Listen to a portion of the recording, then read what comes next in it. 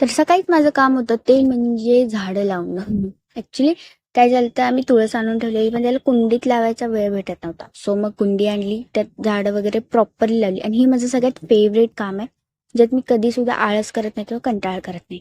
ते झाल्यावर मग जेवण केलं आणि खरडा हा कंपल्सरीच असतो माझ्या जेवणात तरी.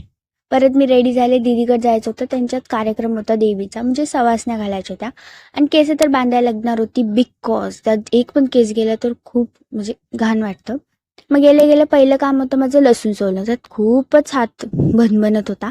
परत मग कांदा आणि वांगं कापून घेतलं. टू बी ऑनेस्ट वांगं आणि माझं हे 36चा आकडा आहे. आय डोंट नो, पण मला ते बघायला देखील अजिबात आवडत नाही, पण ते मी बनवलेलं आहे.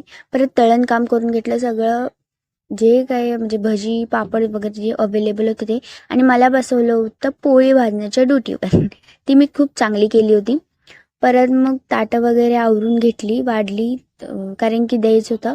खूप उशीर झाला, लिटरली 10:30 वाजता आम्ही जेवलो फायनली. आणि वांग्याची भाजी तर मी फक्त बघा, कारण की टेस्ट आय डोंट नो, कारण की मला आवडत नाही, सो मी टेस्ट